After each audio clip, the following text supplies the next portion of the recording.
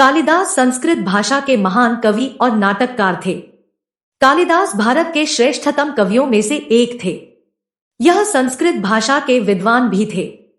इनको राजा विक्रमादित्य के दरबार के नवरत्न में शामिल किया गया था। अभिज्ञान शाकुंतल इनकी सबसे ज्यादा प्रसिद्ध रचना है। इसके अलावा मेघदूतम कालिदास की सर्वश्रेष्ठ रचना है, जिसमें कवि की कल्पना शक्ति अपने सर्वोत्कृष्ट स्तर पर है। इनके दोहरा लिखे गए नाटक को विश्व के अनेकों भाषा में अनुवाद किया गया है। आज हम जानेंगे महाकवि कालिदास के अनमोल वचन। इस पृथ्वी पर 3 रत्न हैं, जल, अन्न और सुभाषित, लेकिन अज्ञानी पत्थरों के टुकड़ों को ही रत्न कहते हैं। जिस व्यक्ति की आंखें दर्द कर रही है, उसे बहुत सुंदर दीपशिखा भी अच्छी नहीं लगती है। उसी प्रकार जो व्यक्ति हृदय से दुखी है, वो सुख की अनुभूति नहीं कर सकता, अर्थात उसे कहीं भी खुशी नहीं मिलेगा।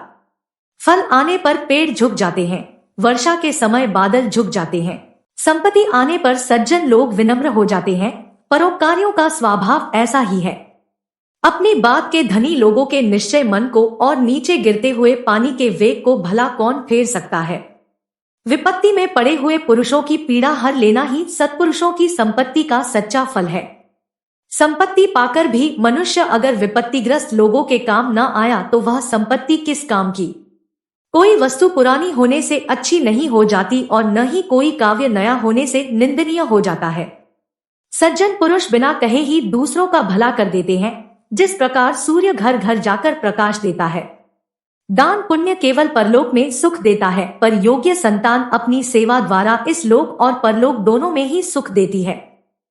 काम की समाप्ति यदि संतोषजनक हो तो परिश्रम की थकान याद नहीं रहती।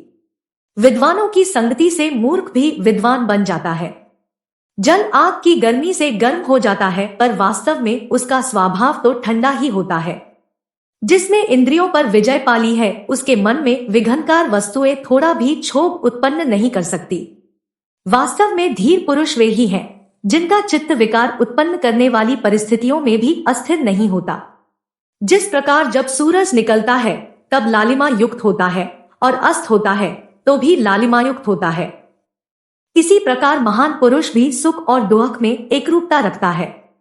मन को विचलित करने वाली कितनी भी परिस्थितियां क्यों न हो, पर एक धैर्यवान पुरुष कभी भी विचलित नहीं होता। अगर आपको यह वीडियो अच्छी लगी तो प्लीज हमारे चैनल को सब्सक्राइब और वीडियो को लाइक शेयर करें।